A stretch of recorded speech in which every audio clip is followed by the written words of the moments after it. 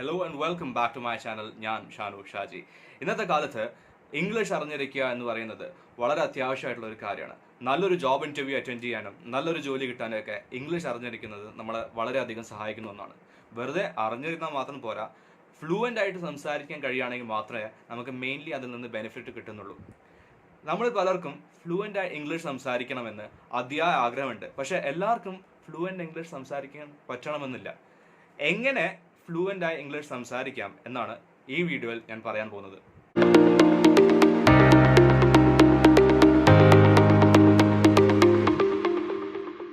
നമ്മളൊരു കാര്യം മനസ്സിലാക്കേണ്ടത്, നമ്മളുള്ളത് ഇംഗ്ലീഷ് തീരെ സംസാരിക്കാത്ത, ഇംഗ്ലീഷിന് തീരെ ഇമ്പോർട്ടൻസ് ഇല്ലാത്ത സൗത്ത് അമേരിക്കൻ കൺട്രീസായ അർജന്റീനയിലോ ബൊളീവിയയിലോ അല്ലെങ്കിൽ സെൻട്രൽ ഏഷ്യൻ കൺട്രീസ് ആയിട്ടുള്ള കസാഖിസ്ഥാനിലോ ഉസ്ബെക്കിസ്ഥാനിലോ അല്ല, നമ്മൾ ഇന്ത്യയിലാണുള്ളത്. ഇവിടെ 100 കണക്കിന് ലാംഗ്വേജസ് ആണ് സംസാരിക്കുന്നത്. അതിൽ തന്നെ 22 റെക്കഗ്നൈസ്ഡ് റീജിയണൽ ലാംഗ്വേജസ് ഉണ്ട്. ഒരു സ്റ്റേറ്റിൽ നിന്നും വേറൊരു സ്റ്റേറ്റിലേക്ക് ട്രാവൽ ചെയ്യുമ്പോൾ തന്നെ ലാംഗ്വേജ് മാറി, ഭാഷ മാറി. അപ്പോൾ അവിടെ നമ്മൾ കമ്മ്യൂണിക്കേറ്റ് ചെയ്യാൻ വേണ്ടിയിട്ട് ലിംഗ്വ ഫ്രാങ്ക അഥവാ ലിങ്കിങ് ലാംഗ്വേജ്, ബ്രിഡ്ജ് ലാംഗ്വേജ് എന്നൊക്കെ പറയുന്നത് ഇംഗ്ലീഷോ അല്ലെങ്കിൽ ഹിന്ദിയോ ആണ് അവരടുത്ത് നമ്മൾ ആശയവിനിമയം ചെയ്യാൻ വേണ്ടി ഉപയോഗിക്കുന്നത്. അപ്പോൾ അത്രത്തോളം ഇമ്പോർട്ടൻസ് ഇംഗ്ലീഷിന് നമ്മളെ കൺട്രിയിലുണ്ട്. ടൈംസ് ഓഫ് ഇന്ത്യ എന്ന് പറഞ്ഞ ന്യൂസ് പേപ്പറിൽ 2010 മാർച്ച് 14 വന്നൊരു ന്യൂസ് ഇങ്ങനെയാണ്: Indian English speakers are more than twice the UK's population. എന്ന് വെച്ചാൽ UK പോപ്പുലേഷനേക്കാൾ എത്രയോ കൂടുതലാണ് ഇന്ത്യയിലെ ഇംഗ്ലീഷ് സംസാരിക്കുന്ന ആൾക്കാർ എന്നാണ് പറയുന്നത്. ഓഫ് കോഴ്സ് അവരെല്ലാവരും ഫ്ലുവൻ്റ് ആണെന്നല്ല, ലെവൽ ഓഫ് ഇംഗ്ലീഷിന് വ്യത്യാസം ഉണ്ടാകും. പക്ഷെ അത്രത്തോളം ഇംഗ്ലീഷ് സംസാരിക്കുന്ന ആളുകൾ ഇന്ത്യയിലുണ്ട്. ഇന്ന് നമ്മുടെ നാട്ടിൽ ഒരുപാട് സ്പോക്കൺ ഇംഗ്ലീഷ് ക്ലാസ്സസ് ഉണ്ട്. വാട്സാപ്പിലൂടെ ഇംഗ്ലീഷ് പഠിക്കുക എന്നുള്ള പുതിയ കോൺസെപ്റ്റ് ഒക്കെ ഇൻട്രൊഡ്യൂസ് ചെയ്ത് കഴിഞ്ഞിട്ടുണ്ട്. അതിൽ ചിലതൊക്കെ വളരെ നല്ലതാണ്, വളരെ യൂസ്ഫുൾ ആണ്. പക്ഷേ ചിലത് അത്ര നല്ലതായിരിക്കില്ല. ശരിക്കും നമുക്ക് ഇതേപോലുള്ള ക്ലാസ്സസിൻ്റെ ഒക്കെ ആവശ്യമുണ്ടോ? സ്കൂളിൽ പഠിക്കുമ്പോൾ തൊട്ടേ, ഇനിയിപ്പോൾ മലയാളം മീഡിയം ആണെങ്കിൽ തന്നെ ശരി, ചെറിയ ക്ലാസ് തൊട്ടിട്ട് നമ്മൾ ഇംഗ്ലീഷ് ഒരു സബ്ജക്റ്റ് ആയിട്ട് പഠിക്കുന്നുണ്ട്. 12th വരെ, 12ാം ക്ലാസ് വരെ അങ്ങനെ തന്നെ നമ്മൾ പഠിച്ചു പോകുന്നുണ്ട്. 12th എക്സാമിനേഷൻസിൽ നമ്മൾ ഇംഗ്ലീഷിൽ ചിലപ്പോൾ പലർക്കും ഫുൾ മാർക്സ് കിട്ടുന്നുണ്ട്, A+ ഒക്കെ കിട്ടുന്നുണ്ട്. പക്ഷേ ഇതിലുള്ള എല്ലാവരും അല്ല, പല സ്റ്റുഡൻസും പറയുന്നൊരു മേജർ കംപ്ലൈൻറ്റ് എന്ന് പറയുന്നത്, എനിക്ക് എഴുതാനും വായിക്കാനൊന്നും കുഴപ്പമില്ല, പക്ഷെ പറയാൻ, സ്പീക്കിംഗ് വളരെ ബുദ്ധിമുട്ടാണ് എന്നാണ്. എന്തുകൊണ്ടാണ് ഇങ്ങനെ സംഭവിക്കുന്നതെന്ന് എപ്പോഴെങ്കിലും ചിന്തിച്ചിട്ടുണ്ടോ? പല ഇംഗ്ലീഷ് മീഡിയം സ്കൂളുകളിൽ പഠിക്കുന്ന സ്റ്റുഡൻസ് വരെ ഇതേപോലുള്ള സ്പോക്കൺ ഇംഗ്ലീഷ് ക്ലാസ്സസ് അറ്റൻഡ് ചെയ്യാൻ പോകാറുണ്ട്. ഇംഗ്ലീഷ് മീഡിയത്തിൽ നമ്മൾ പോകുന്നതിൻ്റെ മെയിൻ എയിം എന്ന് പറയുന്നത് ഇംഗ്ലീഷിൽ കമ്മ്യൂണിക്കേറ്റ് ചെയ്യാൻ പറ്റണം, അല്ലെങ്കിൽ ആശയവിനിമയം ചെയ്യാൻ പറ്റണം എന്നുള്ള ഒരു ആഗ്രഹം വെച്ചിട്ടാണ് ഇംഗ്ലീഷ് മീഡിയത്തിൽ നമ്മൾ പോയി ജോയിൻ ചെയ്യുന്നത്. എല്ലാ സ്കൂളുകളിനെ പറ്റിയിട്ടല്ല ഞാൻ മെൻഷൻ ചെയ്യുന്നത്, ഇൻ്റർനാഷണൽ സ്കൂൾസിനെ പറ്റിയിട്ടൊന്നുമല്ല ഞാൻ ഈ വീഡിയോയിൽ പറയുന്നത്, നോർമൽ സ്കൂൾസിനെ പറ്റിയിട്ടാണ്. ഇംഗ്ലീഷ് മീഡിയത്തിൽ പഠിച്ചതിന് ശേഷം ഇതേപോലുള്ള സ്പോക്കൺ ഇംഗ്ലീഷ് ക്ലാസ്സസ് അറ്റൻഡ് ചെയ്യേണ്ട ആവശ്യം എന്താണ്? കാരണം ഇത് നമ്മുടെ എഡ്യൂക്കേഷണൽ സിസ്റ്റത്തിൻ്റെ പ്രശ്നമാണ്, ലാംഗ്വേജ് സ്കിൽസ് ടെസ്റ്റ് ചെയ്യുന്ന രീതിയുടെ പ്രശ്നമാണ്. കാരണം നമ്മളൊരു ഇംഗ്ലീഷ് പ്രൊഫഷൻസി എക്സാമിനേഷൻ ആയിട്ടുള്ള IELTS അല്ലെങ്കിൽ PT എടുത്തു നോക്കിയാൽ അവർ വെറും റീഡിങ്ങും റൈറ്റിങ്ങും മാത്രമല്ല ടെസ്റ്റ് ചെയ്യുന്നത്, അവർ നമ്മൾ 4 സ്കിൽസും ടെസ്റ്റ് ചെയ്യുന്നുണ്ട് ഒരേപോലെ തന്നെ. സ്പീക്കിംഗ് ടെസ്റ്റ് ചെയ്യുന്നുണ്ട്, ലിസ്ണിംഗ് ടെസ്റ്റ് ചെയ്യുന്നുണ്ട്, റീഡിങ് ടെസ്റ്റ് ചെയ്യുന്നുണ്ട്, റൈറ്റിംഗ് ടെസ്റ്റ് ചെയ്യുന്നുണ്ട്. എന്നാൽ സ്കൂളിൽ എന്താണ് സംഭവിക്കുന്നത്? ഇംഗ്ലീഷിൽ എല്ലാ എക്സാമിനേഷനിലും A+ കിട്ടുന്ന കുട്ടി, എല്ലാ കുട്ടികളെ പറ്റിയിട്ടല്ല ഞാൻ മെൻഷൻ ചെയ്യുന്ന, പല സ്റ്റുഡൻസിനും ഈ പ്രശ്നം ഫേസ് ചെയ്യുന്നുണ്ട്. ഫുൾ മാർക്ക് കിട്ടുന്നുണ്ടെങ്കിൽ തന്നെ അവർക്ക് സംസാരിക്കുമ്പോൾ എവിടെയോ സ്റ്റക്കായി പോകുന്നു, അവർക്ക് ആ ഫ്ലുവൻസി കിട്ടുന്നില്ല. കാരണം അത് അവിടെ ടെസ്റ്റ് ചെയ്യുന്നില്ല, വെറും റൈറ്റിങ്ങും റീഡിങ്ങും മാത്രമാണ് എക്സാമിനേഷനിൽ ടെസ്റ്റ് ചെയ്യുന്നത്. എക്സാം കഴിഞ്ഞു, A+ കിട്ടി, ഓക്കെ ഫൈൻ, പക്ഷേ ആ കുട്ടിക്ക് ഇംഗ്ലീഷ് സംസാരിക്കാൻ പറ്റുന്നുണ്ടോ നോക്കിയിട്ടുണ്ടെങ്കിൽ ഇല്ല. ഇതാണ് ഇവിടുത്തെ പ്രശ്നം. ഞാൻ 10th പഠിക്കുമ്പോൾ CBSEയിൽ 10th ഫൈനൽ എക്സാമിനേഷനൊക്കെ മുന്നേ ഇംഗ്ലീഷിൽ നമുക്കൊരു സ്പെസിഫിക് ടോപ്പിക് തന്നതിന് ശേഷം അതിനെപ്പറ്റി സംസാരിക്കണം, അത് റെക്കോർഡ് ചെയ്യുന്നുണ്ട്. അത് നമ്മളെ സ്പീക്കിംഗ് സ്കിൽസ് ടെസ്റ്റ് ചെയ്യാൻ വേണ്ടിയിട്ടാണെന്ന് പറഞ്ഞാൽ ഇത് നല്ലൊരു കാര്യം തന്നെയാണ്. പക്ഷേ ഇതിൻ്റെയും ഞാൻ മനസ്സിലാക്കേണ്ട അതിൻ്റെ വെയിറ്റേജും ഈ ഫൈനൽ എക്സാമിനേഷനിൽ എഴുതി കിട്ടുന്ന മാർക്ക് വെച്ച് നോക്കുമ്പോൾ അതിനും ഇത്ര വെയിറ്റേജ് ഇല്ല. ആ ഒരു സിസ്റ്റം മാറി ഇംഗ്ലീഷ് ലാംഗ്വേജ്, ഇംഗ്ലീഷ് അല്ല ഹിന്ദി ആട്ടെ, ഏതൊരു ലാംഗ്വേജും ആട്ടെ, നമ്മൾ ഇതിൻ്റെ 4 സ്കിൽസും ടെസ്റ്റ് ചെയ്യണം. എന്നാൽ മാത്രമേ നമ്മളെ സ്പീക്കിംഗ് സ്കിൽസ് നമുക്ക് ഇമ്പ്രൂവ് ചെയ്യാൻ, അല്ലെങ്കിൽ നമ്മളെ സ്പീക്കിംഗ് സ്കിൽസ് ടെസ്റ്റ് ചെയ്യാൻ നമുക്ക് പറ്റുള്ളൂ. വെറുതെ ഒരു സ്റ്റോറി പഠിച്ചു അല്ലെങ്കിൽ കുറേ ഗ്രാമർ പഠിച്ചു, അത് പേപ്പറിൽ എഴുതി വെച്ചു, അതിന് മാർക്ക് കിട്ടി, അതിലൊരു കാര്യമില്ല. അത് വെച്ചിട്ട് നമുക്ക് ഭാഷ പഠിക്കാൻ പറ്റുമെന്ന് ചോദിച്ചാൽ ഇല്ല. ഓക്കെ, എഴുതാനും വായിക്കാനും പഠിക്കാൻ പറ്റുമായിരിക്കും, പക്ഷേ പറയാൻ നമുക്ക് പറ്റില്ല. കാരണം അതവിടെ ടെസ്റ്റ് ചെയ്യുന്നില്ല. ഈ ഒരു സിസ്റ്റം മാറിയാൽ മാത്രമേ നമുക്ക് ഇമ്പ്രൂവ്മെൻറ്റ് ഉണ്ടാവുള്ളൂ. അല്ലെങ്കിൽ നമ്മൾ അതേപോലുള്ള സൊസൈറ്റിയിലായിരിക്കണം. ഫോർ എക്സാമ്പിൾ മിഡിൽ ഈസ്റ്റിൽ പഠിക്കുന്ന സ്റ്റുഡൻസിന് ഇംഗ്ലീഷ് അത്ര വലിയ പ്രശ്നമില്ല. കാരണം വെച്ചിട്ടുണ്ടെങ്കിൽ അവർ പല നാഷണാലിറ്റീസ് ആയിട്ട് കമ്മ്യൂണിക്കേറ്റ് ചെയ്യുന്നുണ്ട്, പല സ്റ്റേറ്റിലുള്ള സ്റ്റുഡൻസ് ആയിട്ട് കമ്മ്യൂണിക്കേറ്റ് ചെയ്യുന്നുണ്ട്. അവിടെ മലയാളം മാത്രമല്ല നമ്മൾ പറയുന്നത്, അവിടെ പല സ്റ്റേറ്റിലുള്ള സ്റ്റുഡൻസിൻ്റെ അടുത്ത് നമ്മൾ കമ്മ്യൂണിക്കേറ്റ് ചെയ്യണമെങ്കിൽ ഇംഗ്ലീഷിൽ തന്നെ പറഞ്ഞാലേ പറ്റുള്ളൂ, അല്ലെങ്കിൽ ഹിന്ദി പറഞ്ഞാൽ പറ്റുള്ളൂ. അങ്ങനെ തന്നെ ഒരു ലാംഗ്വേജ് പഠിക്കുള്ളൂ. നേരെ മറിച്ച് നമ്മൾ കേരളത്തിലേക്ക് വരികയാണെങ്കിൽ ഇവിടെ എല്ലാ സ്കൂൾസിനും പറഞ്ഞില്ല, ചില സ്കൂൾസ് വളരെ നല്ലതാണ്, പക്ഷെ പല സ്കൂൾസിനും ഇംഗ്ലീഷ് മീഡിയം എന്ന് പറയാല്ലാതെ അതിനനുസരിച്ചുള്ള സ്റ്റാൻഡേർഡ് ഇല്ല. ഇനി ഇംഗ്ലീഷ് അവിടെ നിൽക്കട്ടെ, മലയാളം നമ്മൾ തന്നെ പഠിച്ചതെന്ന് നോക്കാം. നമ്മൾ ഏതെങ്കിലും കോച്ചിങ് ക്ലാസ്സിൽ പോയിട്ടോ അല്ലെങ്കിൽ ഏതെങ്കിലും ക്ലാസ്സസ് പോയിട്ടാണോ മലയാളം പറയാൻ പഠിച്ചത്? അല്ല. അപ്പോൾ ഒരുപക്ഷെ നിങ്ങൾ പലരും ചോദിച്ചേക്കാം, മലയാളം പഠിക്കുന്നത് ഇംഗ്ലീഷ് പഠിക്കുന്ന പോലെ തന്നെയാണോ? നമ്മളെ മാതൃഭാഷയല്ലേ, നമ്മൾ വീട്ടിൽ സംസാരിക്കുന്ന ലാംഗ്വേജ് അല്ലേ, അങ്ങനെയൊക്കെ. പക്ഷെ അങ്ങനെയല്ല. ഏതൊരു ലാംഗ്വേജ് നാച്ചുറൽ ആയിട്ട് പഠിക്കാൻ നമ്മൾ 5 കാര്യങ്ങളാണ് ചെയ്യേണ്ടത്. അത് ഏതൊക്കെയാണെന്ന് നമുക്ക് നോക്കാം. ആദ്യത്തേത് ലിസണിങ്, കേൾക്കുക. രണ്ടാമത്തേത് അണ്ടർസ്റ്റാൻഡിങ്, മനസ്സിലാക്കുക. മൂന്നാമത് വരുന്നത് സ്പീക്കിംഗ്, സംസാരിക്കുക. നാലാമത് വരുന്നത് റീഡിങ്, വായിക്കുക. അഞ്ചാമത് വരുന്നതാണ് റൈറ്റിംഗ്, എഴുതുക. ഇതാണ് നമ്മൾ നാച്ചുറലായിട്ട് ലാംഗ്വേജ് പഠിക്കാൻ വേണ്ടി ഉപയോഗിക്കുന്ന 5 മാർഗങ്ങൾ എന്ന് പറയുന്നത്.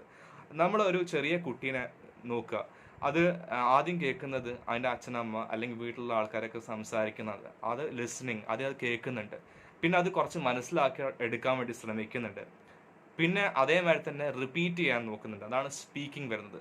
ആദ്യം ലിസണിങ്, കേൾക്കുന്നുണ്ട്, പിന്നെ അണ്ടർസ്റ്റാൻഡിങ്, മനസ്സിലാക്കാൻ ശ്രമിക്കുന്നുണ്ട്, പിന്നെ സ്പീക്കിംഗ്, പിന്നെ പറയാൻ വേണ്ടി നോക്കുന്നുണ്ട്. പിന്നെയാണ് അത് സ്കൂളിലൊക്കെ പോകുമ്പോഴേക്ക് റീഡിങ്ങും റൈറ്റിങ്ങും ശരിക്കും പഠിക്കുന്നത്. പക്ഷേ നമ്മൾ സ്കൂളിംഗ് സിസ്റ്റത്തിൽ എടുത്ത് നോക്കുകയാണെങ്കിൽ അവിടെ ഒരു ലാംഗ്വേജ് പഠിപ്പിക്കുന്നത് എങ്ങനെയാണ്? ലിസണിങ്, അണ്ടർസ്റ്റാൻഡിങ്, സ്പീക്കിംഗ് ഒക്കെ ഇല്ല. ഫസ്റ്റ് തന്നെ പോകുന്നത് റീഡിങ് ആൻഡ് റൈറ്റിങ്ങിലേക്കാണ്.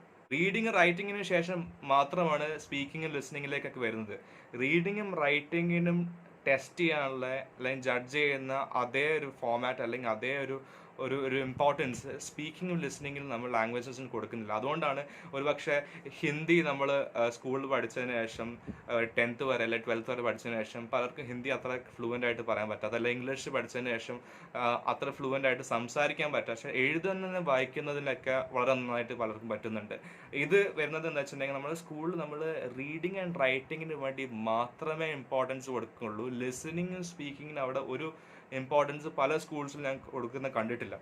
ഞാൻ നേരത്തെ മെൻഷൻ ചെയ്ത പോലെ 5 natural ways of learning A new language, 5 മാർഗ്ഗങ്ങളാണ് പുതിയ ഒരു ഭാഷ പഠിക്കാൻ വേണ്ടിയിട്ട് 5 കാര്യങ്ങൾ ചെയ്യേണ്ടത്. ഞാൻ നേരത്തെ മെൻഷൻ ചെയ്തല്ലോ, അതേ കാര്യങ്ങൾ നമ്മൾ അപ്ലൈ ചെയ്യുകയാണെങ്കിൽ വീട്ടിലിരുന്നുകൊണ്ട് തന്നെ നമുക്ക് ഇംഗ്ലീഷ് നല്ല രീതിയിൽ പഠിക്കാനോ അല്ലെങ്കിൽ ഫ്ലുവൻ്റ് ആയിട്ട് സംസാരിക്കാനൊക്കെ സാധിക്കാവുന്നതാണ്. എങ്ങനെയാണ് നമുക്കിത് അപ്ലൈ ചെയ്യാൻ നമുക്ക് നോക്കാം. ആദ്യം തന്നെ വരുന്നത് ലിസണിങ് ആണ്. ഓക്കെ, നമ്മളിപ്പോൾ കേരളത്തിൽ താമസിക്കുന്നതുകൊണ്ട് നമ്മളെപ്പോഴും ഇംഗ്ലീഷ് കേട്ട് ഉള്ള അങ്ങനത്തെ ഒരു എൻവയോൺമെൻറ്റിൽ ആവണം എന്നില്ല. നമ്മൾ മോസ്റ്റ്ലി മലയാളത്തിലാണ് സംസാരിക്കുന്നത്. അപ്പോൾ ലിസണിങ് നമുക്ക് എങ്ങനെ പഠിക്കാം അല്ലെങ്കിൽ നമുക്ക് എങ്ങനെ ചെയ്യാന്നുള്ളത് നമുക്ക് നോക്കാം. അത് നമ്മൾ ഫസ്റ്റ് തന്നെ ചെയ്യേണ്ടത് ഇംഗ്ലീഷ് ന്യൂസ് ചാനൽസ് കാണുക അല്ലെങ്കിൽ ഇംഗ്ലീഷ് പ്രോഗ്രാംസ് കാണുക എന്നുള്ളതാണ്. ഇതിനെ പറ്റിയിട്ടുള്ള വീഡിയോസൊക്കെ ഇംഗ്ലീഷ് ന്യൂസ് കണ്ടിട്ട് അല്ലെങ്കിൽ ഇംഗ്ലീഷ് മൂവീസ് കണ്ടിട്ട് എങ്ങനെ ചെയ്യാമെന്നുള്ളതൊക്കെ അതിനെ പറ്റിയുള്ള വീഡിയോസൊക്കെ ഞാൻ നേരത്തെ ചെയ്തിട്ടുണ്ട്. അത് കാണാത്ത ആരെങ്കിലും ഉണ്ടെങ്കിൽ അതിൻ്റെ ലിങ്ക് ഞാൻ ഡിസ്ക്രിപ്ഷനിൽ കൊടുത്തിട്ടുണ്ട്, അത് കണ്ടു നോക്കുക. ഇംഗ്ലീഷ് ന്യൂസ് കണ്ടിട്ട് എങ്ങനെ ഇംഗ്ലീഷ് ഇമ്പ്രൂവ് ചെയ്യാം, അതേപോലെ തന്നെ ഇംഗ്ലീഷ് ബുക്സ് വായിച്ച് എങ്ങനെ ഇമ്പ്രൂവ് ചെയ്യാം, ഇംഗ്ലീഷ് മൂവീസ് കണ്ട് എങ്ങനെ ഇംഗ്ലീഷ് പഠിക്കാമെന്നൊക്കെ. ചിലർ പറഞ്ഞ ഇംഗ്ലീഷ് മൂവീസ് കണ്ടിട്ട് നമുക്ക് ഇംഗ്ലീഷ് പഠിക്കാൻ പറ്റില്ല എന്നാണ്. അപ്പം എന്താ റീസൺ പറയുന്നത് വെച്ചിട്ടുണ്ടെങ്കിൽ ഇംഗ്ലീഷ് മൂവീസിൽ അമേരിക്കൻ ആക്സെൻ്റ് ആണെന്നാണ്. അമേരിക്കൻ ആക്സെൻറ്റ് വളരെ ബുദ്ധിമുട്ടാണ്. അത്ര അമേരിക്കൻ ആക്സെൻറ്റ് ശരിക്കും അത്ര ബുദ്ധിമുട്ടുള്ള ഒരു ആക്സെൻ്റ് അല്ല. ആദ്യം കേൾക്കുമ്പോൾ നമുക്കൊരു പക്ഷേ കുറച്ച് മനസ്സിലാക്കാനൊക്കെ ബുദ്ധിമുട്ടുണ്ടായേക്കാം, ക്രമേണ നമുക്ക് അത് മാറ്റിയെടുക്കാൻ പറ്റുന്നതാണ്. ബുദ്ധിമുട്ടുള്ള ഇംഗ്ലീഷ് ആക്സെൻറ്റ്സ് എന്നൊക്കെ പറഞ്ഞാൽ സ്കോട്ടിഷ് ആക്സെൻറ്റ്, ഐറിഷ് ഇംഗ്ലീഷ് ആക്സെൻറ്റ്സ് ഒക്കെയാണ് കേട്ട് മനസ്സിലാക്കാൻ കുറച്ച് ബുദ്ധിമുട്ടുള്ള ആക്സെന്റ് എന്നൊക്കെ പറയുന്നത്. പക്ഷേ അമേരിക്കൻ ആക്സെന്റ് റിലേറ്റീവ്ലി നമുക്ക് കേട്ട് മനസ്സിലാക്കാൻ ഈസി ആയിട്ടുള്ള ഒരു ആക്സെന്റ് ആണ്. സ്ഥിരമായി ഇങ്ങനെ ന്യൂസ് ചാനൽസും ഇംഗ്ലീഷ് ന്യൂസ് ചാനൽസും ഡോക്യുമെന്ററീസ് ഒക്കെ കാണുകയാണെങ്കിൽ, മൂവീസും ഡോക്യുമെന്ററീസ് ഒക്കെ കാണുകയാണെങ്കിൽ ഒരു 1-2 മാസത്തിനുള്ളിൽ തന്നെ നമുക്ക് ചേഞ്ചസ് കണ്ടു തുടങ്ങാവുന്നതാണ്. ആദ്യമൊക്കെ കാണുന്ന സമയത്ത് നമുക്ക് എല്ലാം മനസ്സിലായില്ലെങ്കിൽ തന്നെ പിന്നെ ക്രമേണ നമുക്ക് കുറേയൊക്കെ മനസ്സിലാക്കാൻ സാധിക്കുന്നതാണ്. അപ്പോൾ ലിസണിങ് ആയി, അണ്ടർസ്റ്റാൻഡിങ് ആയി. ഇനി വരുന്നത് സ്പീക്കിംഗ് ആണ്, സംസാരിക്കുക. കാരണം ലിസണിങ്ങും അണ്ടർസ്റ്റാൻഡിങ്ങുമായിട്ട് മാത്രം കാര്യമില്ല, നിങ്ങൾ സംസാരിച്ചാൽ മാത്രമേ എങ്ങനെയാണ് കറക്റ്റാണോ തെറ്റ് വരുന്നുണ്ടോ എന്നൊക്കെ നമുക്ക് മനസ്സിലാക്കാൻ പറ്റുള്ളൂ. ഇത് എങ്ങനെ നമുക്ക് ചെയ്യാം? ഏതൊരു ലാംഗ്വേജും പ്രാക്ടീസ് ചെയ്താൽ മാത്രമേ നമുക്ക് ഇമ്പ്രൂവ്മെൻറ്റ് ഉണ്ടാവുള്ളൂ. സംസാരിക്കുകയാണെങ്കിൽ മാത്രമേ നമുക്ക് സ്പീക്കിംഗ് റെഡി ആവുള്ളൂ. എക്സ്പോഷർ എന്ന് പറയുന്നത് ശരിക്കും വളരെ ഇമ്പോർട്ടൻ്റ് ആയിട്ടുള്ള ഒരു കാര്യമാണ്. ഫോർ എക്സാമ്പിൾ, ഇപ്പോൾ നാട്ടിലാണ് നിങ്ങളുള്ളതെന്ന് വിചാരിക്കുക. അപ്പോൾ നിങ്ങളെ കമ്പനിയിലേക്ക് അല്ലെങ്കിൽ നിങ്ങളെ ക്ലാസ്സിലേക്ക് മലയാളം അറിയാത്ത ഒരു സ്റ്റുഡൻറ്റ് വരികയാണ്. അപ്പോൾ അവരുടെ അടുത്ത് കഴിയുന്നത് ഇംഗ്ലീഷിൽ സംസാരിക്കുക. അത് നിങ്ങൾക്ക് കിട്ടിയൊരു ഗോൾഡൻ ഓപ്പർച്യൂണിറ്റിയാണ്. ഇങ്ങനെ നമുക്ക് ഇങ്ങനെ എക്സ്പോഷർ കിട്ടാൻ സാധിക്കുന്നില്ല. ഫോർ എക്സാമ്പിൾ ചില ആൾക്കാരൊക്കെ വേറൊരു കൺട്രി പോകുമ്പോഴാണ് വളരെ നന്നായിട്ട് ഇംഗ്ലീഷിൽ ഇമ്പ്രൂവ്മെൻറ്റ് കണ്ടു തുടങ്ങുന്നത്. അല്ലെങ്കിൽ വേറൊരു സ്റ്റേറ്റിലേക്ക് പോകുമ്പോഴാണ് നമുക്ക് അവരുടെ ഭാഷ സംസാരിക്കാൻ അറിയാത്തതുകൊണ്ട് കഴിയുന്നത് നമ്മൾ ഇംഗ്ലീഷ് സംസാരിച്ചിട്ട് അങ്ങനെ തന്നെ ഇമ്പ്രൂവ്മെൻറ്റ് ഉണ്ടാവാറുണ്ട്. പക്ഷേ കേരളത്തിൽ തന്നെ നിൽക്കുകയാണെങ്കിൽ നമുക്കിത് എങ്ങനെ ചെയ്യാൻ നോക്കാം. ഞാൻ നേരത്തെ പറഞ്ഞത് ഈ ലിസണിങ്ങും അണ്ടർസ്റ്റാൻഡിങ്ങും, ന്യൂസ് ചാനൽസ് കാണുക, മൂവീസ് കാണുക, ഇംഗ്ലീഷ് പ്രോഗ്രാംസ് കാണുക, അങ്ങനെ തന്നെ നമ്മൾ കേട്ട് മനസ്സിലാക്കുക. അങ്ങനെ മനസ്സിലാക്കുന്ന സമയത്ത് നമുക്ക് തന്നെ ചെറിയൊരു കോൺഫിഡൻസ് വരും. എനിക്കിപ്പോൾ സംസാരിക്കാനൊക്കെ ഏകദേശം റെഡിയായി, ഇനി ഒരാളടുത്ത് സംസാരിച്ച് തുടങ്ങണം. അങ്ങനെ നമുക്ക് കോൺഫിഡൻസ് വരുന്ന സമയത്ത് സ്പീക്കിംഗ് പ്രാക്ടീസ് ചെയ്ത് തുടങ്ങാവുന്നതാണ്. എങ്ങനെ നമുക്ക് സ്പീക്കിംഗ് പ്രാക്ടീസ് ചെയ്യാം? വെറുതെ നമ്മൾ നാട്ടിൽ താമസിക്കുന്ന ആൾക്കാരാണെങ്കിൽ പുറത്തു പോയിട്ട് ആൾക്കാരുടെ അടുത്തേക്ക് പോയിട്ട് ഇംഗ്ലീഷിൽ സംസാരിക്കുക എന്ന് പറയുന്നത് പ്രാക്ടിക്കലായിട്ടുള്ള ഒരു കാര്യമല്ല. പിന്നെ നമുക്ക് എങ്ങനെ ചെയ്യാൻ നോക്കാം. ഞാൻ നേരത്തെ പറഞ്ഞു, നിങ്ങളെ ക്ലാസ്സിലോ അല്ലെങ്കിൽ വർക്ക് ചെയ്യുന്ന സ്ഥലത്തോ മലയാളം അറിയാത്ത ഒരു വ്യക്തി വരികയാണെങ്കിൽ കഴിയുന്ന അവരുടെ അടുത്ത് ഇംഗ്ലീഷ് സംസാരിക്കാൻ നോക്കുക എന്നുള്ളത്. പക്ഷേ എല്ലാവർക്കും അങ്ങനെ വരണമെന്നില്ല, അല്ലെങ്കിൽ നമുക്ക് വേറെ സ്റ്റേറ്റിലേക്കോ വേറെ കൺട്രിയിലേക്കോ പോകാൻ പറ്റണമെന്നില്ല. അപ്പോൾ അങ്ങനെ വരുന്ന സിറ്റുവേഷൻസിൽ നമുക്ക് ക്യാംബ്ലി ഉള്ള ആപ്പ് ഉണ്ട്. അപ്പോൾ അത് യൂസ് ചെയ്യുകയാണെങ്കിൽ ഇംഗ്ലീഷ് ട്യൂട്ടേഴ്സിന്, നേറ്റീവ് ഇംഗ്ലീഷ് സ്പീക്കേഴ്സിൻ്റെ അടുത്ത് നമുക്ക് സംസാരിക്കാവുന്നതാണ്. പക്ഷെ വെറുതെ ക്യാമ്പിൽ പോയിട്ട് നമ്മൾ ജോയിൻ ചെയ്തു അപ്പോൾ തന്നെ ഇംഗ്ലീഷ് പഠിക്കാൻ പറ്റുമെന്ന് വെച്ചിട്ടുണ്ടെങ്കിൽ അതിനോട് എനിക്ക് യാതൊരു അഭിപ്രായമില്ല. കാരണം അത് ഇങ്ങനെയാണ്, ഒരു എക്സാമിനേഷൻ്റെ നമ്മൾ രജിസ്റ്റർ ചെയ്തു, ഒന്നും പഠിക്കാണ്ട് പോയി എഴുതിയിട്ടുണ്ടെങ്കിൽ എങ്ങനെ ഉണ്ടാവും? നമുക്ക് അതിനുള്ള റിസൾട്ട്സോ ബെനിഫിറ്റ്സോ ഒന്നും കിട്ടാൻ പോകുന്നത്. നേരെ മറിച്ച് ഞാൻ പറഞ്ഞാൽ ആദ്യം കേൾക്കുക. ഒരു മാസം 2 മാസമൊക്കെ നിങ്ങളിങ്ങനെ കേട്ട് പ്രാക്ടീസ് ചെയ്യുക. ലിസണിങ്, അണ്ടർസ്റ്റാൻഡിങ് അതൊക്കെ ഒന്ന് റെഡിയാക്കി എടുക്കാം. അതിനുശേഷം നിങ്ങൾക്ക് തന്നെ ഒരു കോൺഫിഡൻസ് ഉണ്ടാവും, ഓക്കെ എനിക്കിനി സംസാരിക്കണം. അങ്ങനെ സംസാരിക്കണം എന്ന് വരുമ്പോൾ മാത്രം ഇതേപോലുള്ള ക്യാംബ്ലി പോലുള്ള ആപ്ലിക്കേഷൻസ്, ആപ്സ് ഉപയോഗിക്കുക. അപ്പോൾ നിങ്ങൾക്ക് അതിനനുസരിച്ചുള്ള ബെനിഫിറ്റ് ഉണ്ടാവും. വെറുതെ ക്യാംബ്ലി യൂസ് ചെയ്തിട്ടുണ്ടെങ്കിൽ ഇപ്പോൾ നിങ്ങൾ തന്നെ കാണുന്നുണ്ടാവും യൂട്യൂബിൽ പല വീഡിയോസിലും ക്യാംബ്ലി, ഇപ്പോൾ ഒരു ഫോറിൻ നേറ്റീവ് ഇംഗ്ലീഷ് സ്പീക്കേഴ്സിൻ്റെ അടുത്ത് സംസാരിക്കുന്ന വീഡിയോസൊക്കെ, അതൊക്കെ വെറുതെ തമാശക്കുള്ള വീഡിയോസ് ആയിട്ടാണ് എനിക്ക് തോന്നുന്നത്. ചിലർക്ക് മാത്രമേ ചെറുതായിട്ടെങ്കിലും ഇമ്പ്രൂവ്മെൻറ്റ് കാണുന്നുള്ളൂ. മറ്റുള്ള ആൾക്കാരൊക്കെ വെറുതെ സംസാരിക്കുക, വെറുതെ ടൈം പാസിന് വേണ്ടി സംസാരിക്കുക എന്നല്ലാതെ വലിയൊരു ഇമ്പ്രൂവ്മെൻറ്റ് ഞാൻ കാണില്ല. നേരെ മറിച്ച് ഇതേമാതിരി തന്നെ നിങ്ങൾക്ക് തന്നെ ഒരു ചെറിയ കോൺഫിഡൻസ് വന്നു തുടങ്ങി ഇംഗ്ലീഷ് ന്യൂസ് ചാനൽസ്. കാരണം നിങ്ങൾ ആ എൻവയോൺമെൻറ്റിലേക്ക് ആക്കിയെടുക്കുകയാണ്. നമുക്കിവിടെ നമ്മൾ നാട്ടിൽ പോയിട്ട് അല്ലെങ്കിൽ വേറെ കാണുന്ന ആൾക്കാരുടെ അടുത്തൊക്കെ ഇംഗ്ലീഷ് സംസാരിക്കാൻ തന്നെ പ്രാക്ടിക്കലായിട്ടുള്ള ഒരു കാര്യമല്ല. നേരെ മറിച്ച് ഇതേപോലുള്ള ന്യൂസ് ചാനൽസും മൂവീസും ഡോക്യുമെൻ്ററീസും സീരീസ്, ഇപ്പോൾ നെറ്റ്ഫ്ലിക്സ് ഒക്കെ ഉണ്ട്, സീരീസൊക്കെ കണ്ടതിന് ശേഷം നിങ്ങൾക്ക് തന്നെ ഒരു ചെറിയ കോൺഫിഡൻസ് വന്ന് തുടങ്ങുന്ന സമയത്ത് ആ ടൈമിൽ അപ്പോൾ നിങ്ങൾക്ക് ഓൾറെഡി ഇംഗ്ലീഷ് അറിയാത്തതിൻ്റെ കാര്യമില്ല. നമ്മൾ സ്കൂളിൽ ഇംഗ്ലീഷ് പഠിക്കുന്നത്, റീഡിങ് റൈറ്റിംഗ് നമ്മൾ ചെയ്യേണ്ട ആവശ്യമില്ല. കാരണം സ്കൂളിൽ പഠിക്കുന്നുണ്ട്, സ്കൂളിൽ പ്രാക്ടീസ് ചെയ്യുന്നുണ്ട്, സ്കൂളിൽ ടെസ്റ്റ് ചെയ്യുന്നുണ്ട്.